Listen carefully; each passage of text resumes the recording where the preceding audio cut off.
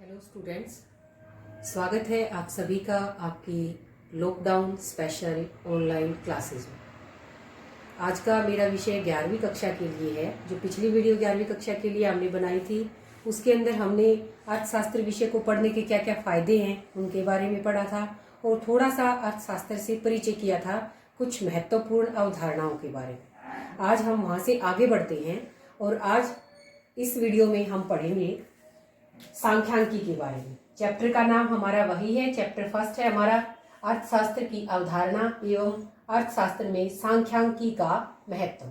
तो पिछले चैप्टर में हमने पढ़ा था जो महत्वपूर्ण अवधारणाएं थी, उत्पादन, उपभोग, उत्पादक, निवेश, बचत, इस तरह की। लेकिन अब आगे क्या पढ़ना है, अब हमें सांख्यिकी, स्टैटिस्टिक्स क्या है। तो चलिए इसे करते हैं। स्टैटिस्टिक्स क्या है? संख्यात्मक सूचनाओं का भंडार जिनसे परिणाम या निष्कर्ष निकाले जा सके। तो बिल्कुल छोटी सी परिभाषा है। सांख्यिकी संख्यात्मक सूचनाओं का भंडार है। संख्यात्मक क्या होती है? यानी कि जो अंकों में हो, संख्याओं में हो, गिनती में हो, ऐसी सूचनाओं का भंडार है। भंडार से एक बात हमें समझना है कि ये कोई एक से संबंधित नहीं है। भंडार हम किसे कहेंगे? भंडार वही होगा जो एक पूरे समूह से, एक ग्रुप से बिलोंग करती हो चीज। और दूसरी बात, संख्या के अंदर हो, भंडार हो और उससे हम कोई परिणाम या रिजल्ट या निष्कर्ष निकाल सके। तो ऐसी संख्याओं का, ऐसे संख्यात्मक सूचनाओं का भंडार जिसका हम कोई परिणाम निकाल सके, कोई निष्कर्ष निकाल सके, उसे हम क्या कहते हैं? स्टैटिस्टिक्स कहते हैं, सांख्यिकी कहते हैं। तो बहुत ही आसान परिभाषा है। इसे मैं एक उदाहरण के द्वारा आपको समझाना चाहूंगी। संख्यात्मक सूचनाओं का भंडार, जैसे मैं बात करूं, हम कक्षा के अंदर टेस्ट लेते हैं। टेस्ट के अंदर जो आपके मार्क्स आते हैं उसकी लिस्ट बनाई जाती है। हर एक बच्चे के रोल नंबर के आगे उसके अंक लिखे जाते हैं। फिर हमारे पास क्या हो गया? पूरी क्लास का ग्रुप है, एक भंडार है। तो उन संख्यात्मक सूचनाओं का, उनसे हम परिणाम निकाल सकते हैं, निष्कर्ष निकाल सकते हैं। जैसे हमने कर लिया, लड़कियों के नंबर अलग कर लिए, लड़कों के अलग कर लिए। हम उसको देख के ये बता सकते हैं कि भाई लड़कियों ने अच्छे स्कोर किए या लड़कों ने अच्छे स्कोर किए। तो सांख्यिकी क्या है? संख्यात्मक सूचनाओं का भंडार है, यानी कि एक समूह से संबंधित है। किसी एक आदमी से संबंधित अगर कोई संख्या है तो उसे हम सांख्यिकी नहीं कहेंगे। जैसे मैं कहूं कि भाई राम का जेब खर्च 100 रुपये महीना है, तो 100 रुपये संख्या तो है, लेकिन ये सांख्यिकी नहीं है। क्यों नहीं है ये सांख्यिकी? क्योंकि ये सिर्फ एक राम से संबंधित है, ये समूह से संबंधित नहीं है। दूसरा, इसका कोई परिणाम नहीं निकल सकता, कोई रिजल्ट नहीं निकल सकता। तो सांख्यिकी क्या है? संख्यात्मक हो, अंकों के अंदर हो, गिनती में हो, लेकिन भंडार हो, एक ग्रुप से संबंधित हो और उस भंडार से हम कोई परिणाम, कोई रिजल्ट निकाल सके, उसी को क्या कहेंगे? हम सांख्यिकी कहेंगे। इसके बाद आता है सांख्यिकी के प्रकार। सांख्यिकी, स्टैटिस्टिक्स 2 टाइप्स की होती है। नंबर 1 बहुवचन के रूप में सांख्यिकी और नंबर 2 है एक वचन के रूप में सांख्यिकी। इनको हम बारी बारी से पढ़ते हैं। पहले लेते हैं बहुवचन के रूप में सांख्यिकी क्या होती है। तो बहुत ही आसान सी परिभाषा है कि जो अंकों में व्यक्त की गई सूचना या आंकड़े, उसे ही हम क्या कहते हैं? बहुवचन के रूप में सांख्यिकी कहते हैं। अंकों में व्यक्त, अंक यानी कि गिनती में। जैसे मैंने यहाँ उदाहरण लिख रखा है कि भारत में जन्म दर 18 प्रति हजार है और अमेरिका में जन्म दर 8 प्रति हजार है। तो ये इसके अंदर जो अंक है 18 प्रति हजार, 8 प्रति हजार, ये क्या है? अंक के रूप में व्यक्त की गई सूचना है, आंकड़ा है ये। इस अंकों में जो व्यक्त की गई सूचना है, इसी को हम क्या कहते हैं? बहुवचन के रूप में सांख्यिकी कहते हैं। लेकिन यहाँ हमें विशेष ध्यान रखना है कि ये जन्म दर 18 प्रति हजार एक बहुत बड़े ग्रुप से संबंधित है। अमेरिका की भी दी गई है। यहाँ 2 के अंदर हम कंपैरिजन, तुलना कर सकते हैं और उस तुलना करके हम रिजल्ट भी निकाल सकते हैं, जो कि मैंने अभी आपको बताया कि सांख्यिकी वही होएगी जो एक समूह से संबंधित हो। तो ये समूह से संबंधित है, ये भारत समूह से संबंधित है, ये अमेरिका समूह से संबंधित है और दोनों से हम तुलना करके, कंपैरिजन करके कोई रिजल्ट भी निकाल सकते हैं। तो ये सांख्यिकी है और बहुवचन के रूप में सांख्यिकी है जिसे हम अंकों के रूप में व्यक्त किया गया है। तो जो अंकों में व्यक्त की गई सूचना है, जिसे हमने अंक में व्यक्त किया है, उसे क्या कहते हैं? हम बहुवचन के रूप में सांख्यिकी। यानी कि इसके अंदर जो अंक आए हैं वो हमारे क्या है? बहुवचन के रूप में सांख्यिकी है। मैं इसको और क्लियर करना चाहूंगी आपको उदाहरण देकर कि जो अंक है वही सांख्यांकी है, और क्या होना चाहिए उसके अंदर तुलना भी होनी चाहिए। जैसे बुक के अंदर भी एग्जाम्पल दिया गया है कि भाई मान लिया ये लिख दिया जाए कि भाई गाय की 4 टांगे हैं, राम का जेब खर्च 100 रुपये है, तो वो सांख्यांकी नहीं है। क्यों नहीं है? क्योंकि उसका कोई रिजल्ट नहीं निकल रहा, बिल्कुल भी वो किसी ग्रुप से संबंधित नहीं है, समूह से संबंधित नहीं है, और ना ही उसका कोई परिणाम निकल रहा है। ठीक है, तो जिसकी हम तुलना कर सके, जो समूह से संबंधित हो और जो संख्याओं के रूप में हो, ये 3 चीजें हमें ध्यान रखनी है। नंबर 1 अंकों के रूप में, नंबर 2 जिसकी हम तुलना कर सके, नंबर 3 कि वो समूह से संबंधित हो। ठीक है, तो ये 3 चीजें समूह, तुलना और संख्या, ये चीजें होनी चाहिए, तभी वो सांख्यांकी कहलाएगी। अब आगे पढ़ते हैं हम, जो बहुवचन के रूप में सांख्यांकी है, यानी कि जो अंकों के रूप में व्यक्त की गई सूचना है, इसकी क्या क्या विशेषताएं हैं। ये इंपॉर्टेंट प्रश्न बनता है हमारा, बहुवचन के रूप में सांख्यांकी की क्या क्या विशेषताएं। तो चलिए विशेषताओं को पढ़ते हैं। वही बातें हैं जो मैंने अभी आपको बता दी। सबसे पहली इसकी विशेषता है तथ्यों का समूह। तथ्य यानी कि सूचना, कोई भी इंफॉर्मेशन हमारे पास जो भी है वो कैसा होना चाहिए? समूह में हो। पहली विशेषता क्या है बहुवचन के रूप में सांख्यांकी की? कि वो ग्रुप में हो, समूह में हो, तभी हम उसको सांख्यांकी कहेंगे। राम के जेब खर्च को हम सांख्यांकी नहीं कहेंगे। तो कोई एक से संबंधित जो चीज होगी उसे हम सांख्यांकी नहीं कह सकते। अगर क्लास से संबंधित है, देश से संबंधित है, या एक बड़े ग्रुप से संबंधित है जिसमें हम तुलना कर सकते हैं, तो हम उसे क्या कहेंगे? समूह वाली बात को हम सांख्यांकी कहेंगे। तो ये इसकी पहली विशेषता हो गई कि कैसी होनी चाहिए? तथ्यों का समूह होना चाहिए। दूसरी विशेषता संख्याओं में व्यक्त। अभी हमने पढ़ा है बहुवचन के रूप में सांख्यांकी होती है क्या है? जो अंक में व्यक्त हो, तो संख्याओं के रूप में व्यक्त होनी चाहिए। अब तुलना तो हम ऐसे भी कर सकते हैं, जैसे मैं ये कह दूं कि भाई राम लंबा है, श्याम छोटा है, तो तुलना तो हो गई, एक लंबा है एक छोटा है, लेकिन वहां संख्या नहीं है। ठीक है, वो गुण है, लंबा छोटा काला गोरा, तुलना है वहां, लेकिन वहां संख्या नहीं है। तो सांख्यांकी क्या कहलाएगी? जो संख्या के रूप में व्यक्त हो। पहली विशेषता क्या होना चाहिए? ग्रुप से संबंधित होनी चाहिए। दूसरी विशेषता संख्या के रूप में होनी चाहिए। अब तीसरी विशेषता अनेक कारणों से प्रभावित। जो सांख्यांकी होती है उसके ऊपर किसी एक तत्व का इफेक्ट नहीं पड़ता, उसके वो अनेक कारणों से प्रभावित होती है। जैसे मैं उदाहरण दूं आपको कि मान लिया ये है आंकड़ा हमारे पास कि भारत की में महंगाई दर जो भी है भाई 10%, 5%, जो महंगाई दर की बात करें हम, तो महंगाई दर क्या है? पूरे ग्रुप से संबंधित है, संख्या के रूप में भी है। तो महंगाई दर किसी एक चीज से थोड़े इफेक्ट करेगी, उसके ऊपर बहुत सारे तत्वों का प्रभाव पड़ेगा।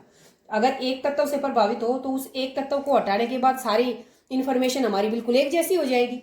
तो क्या कह रही हूं मैं कि जो सांख्यांकी होती है उसके ऊपर अनेक कारणों का प्रभाव पड़ता है, किसी एक कारण का प्रभाव नहीं पड़ता। अगर एक कारण का प्रभाव पड़े तो उस एक कारण को हटाने के बाद सारे हमारी सूचना एक जैसी हो जाएगी।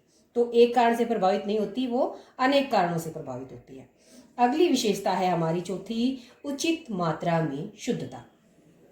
उचित मात्रा में शुद्धता का अर्थ यह है कि जो भी हमारे पास सूचना होगी वो शुद्ध होनी चाहिए, विश्वसनीय होनी चाहिए।